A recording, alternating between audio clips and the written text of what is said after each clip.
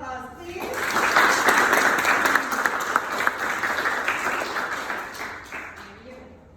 According to the World Health Organization, organ transplantation is often the only treatment for end-stage organ failure. Today, I am going to be talking about the origin of organ transplants and how common they are in the medical world. In this speech, I am going to be informing you on where organ transplants originated from, what is involved with organ transplants, and what has come from this discovery today. The first thing I am going to cover is where exactly organ transplants originated from. For a long time, doctors and scientists tried to find a way to transplant organs from one person to another and had tried many times only to lead to failure. Doctors had tried to perform this procedure from the Middle Ages all the way until 1869, until they finally had success. The first successful transplant was a skin transplant that was performed in Denmark, an article from Life Center explained. Even though doctors knew how to transplant skin, they still had yet to successfully transplant an actual solid organ. The first ever solid organ transplant was a kidney that was transplanted between a set of twins. This procedure occurred in 1959 in Boston, Massachusetts, and many say it paved the way for organ transplants. This is the set of twins that the transplant was transplanted between. Organ donations can come from the living or the dead, but mainly the dead. Although these procedures are happening often, they are very complicated and involve a lot of very technical things to make sure that the transplant is successful. Organ transplants involve a lot of steps in order to make it happen. Some steps include finding a donor that is a match, getting family permission, and finally harvesting the organs. All of these being very time-consuming and difficult.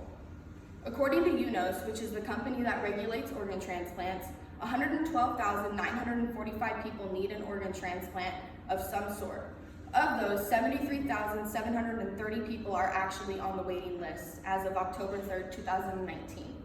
From the statistic, you can see that not everyone that needs an organ transplant is even on the waiting list. So there's obviously a problem with how the system is working. In an interview on October 15th, 2019 with my mother, Jennifer Werlo, who is a registered nurse at Sutter Memorial in Modesto, she explained a story about a young patient who was recently brought in. This patient was a 21-year-old who had just been in an accident. Due to his body being ejected in the accident, he was pronounced brain dead shortly after arrival to the hospital.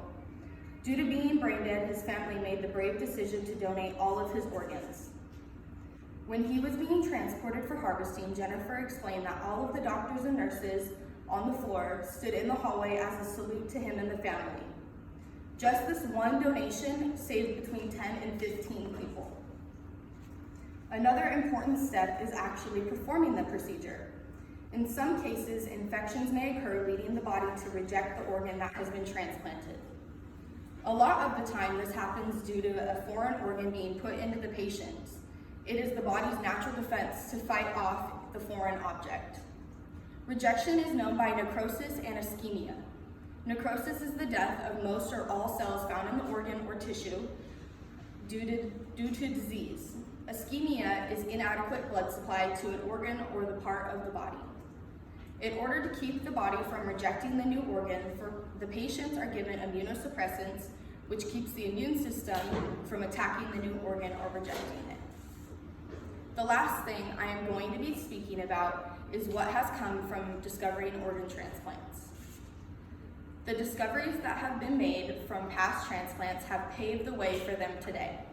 In today's world, many advances have been made as far as organ transplants. According to the Life Center, in the middle of the 20th century, real progress in the science of solid organ transplantation really began to emerge. From this quotation, you can see that things really started to pick up in the transplant world. Now things are going to an even new level. Today, doctors are creating artificial organs that will be able to take place of the actual organs such as the heart, liver, kidney, and pancreas. Many of the artificial organs that are created are made with 3D printing. These discoveries can help with organ shortages, and this discovery can also help make organ transplants more affordable, as well as make it a more reliable way to help save people. This is a prototype of a heart that could be transplanted, and it was made from 3D printing. Scientists and doctors are working very hard testing these organs. The scientists' goals are to make it easier for patients to get organ transplants because right now it can take a long time in order to get the organ necessary. While waiting for the new organs, a lot of patients actually die. In conclusion, organ transplants are very important and save many lives. Throughout this speech, I talked about where organ transplants originated from, what is involved with them, and lastly, what has come from the discovery of organ transplants. Today, I talked about the origin of organ transplants, which is very common and important in the medical industry.